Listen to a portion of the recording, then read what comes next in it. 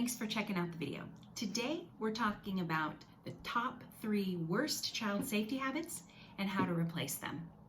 Perhaps you've never considered that what we do daily consists of habits. We are creatures of habit. Good habits help keep us focused, productive, and closer to meeting our goals. Bad habits can disrupt, waste time, and even jeopardize the health and safety of our organizations.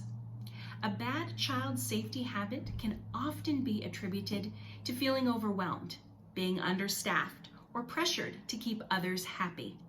However, acknowledging a bad child safety habit is the first step in replacing it with something better. Now, let's look at the top 3 worst child safety habits and how we can replace them. The first one is not screening candidates.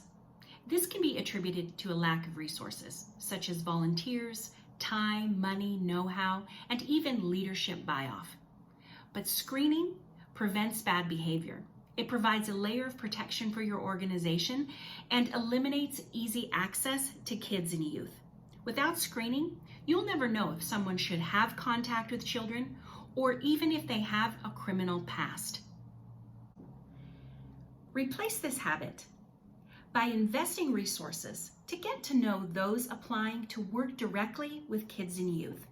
Next, you'll want to implement a comprehensive screening process, gain leadership buy-off, and ask families, volunteers, and peers to raise the visibility and importance of the issue. Number 2, operating without a child protection policy. A child protection policy defines how an organization intends to protect and care for the children it serves. Whether you're small or large, it's never a good idea to operate without one. By having an updated child protection policy, it ensures that anyone coming into contact with children has been comprehensively screened and has a set of working guidelines for interacting with that child. This eliminates any gray area. To replace this habit, make sure to update any old, outdated policies or secure the resources to create a new one. Keep in mind, every child protection policy is unique and will take into account factors such as mission, size, facility design, goals, and ministry values. The purpose is to have one in place, and it should be a living document that you refer to often. Number 3, not establishing a check-in or check-out process. Secure Children's Check-in is about much more than attendance tracking. It equips you with the tools that you need to improve child safety, increase your data accessibility, and better connect with families.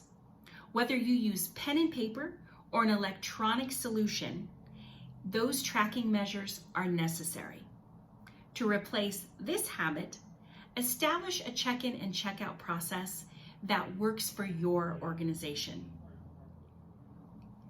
By doing so, you'll reduce risk, improve child safety, and ensure that a child is never released to someone that doesn't have authorization to pick them up. It's easy to get caught up in bad child safety habits. But by being aware of them and working over time to replace them with better practices, that is the goal. You don't have to replace every habit simultaneously.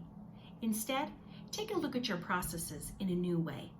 By changing your thinking, you'll change your environment, which will ultimately help you to change your habits. Well, that's all I have time for today. For more information on the benefits of Secure Children's Check-in or child safety information, I encourage you to visit kidcheck.com. I'll see you next time.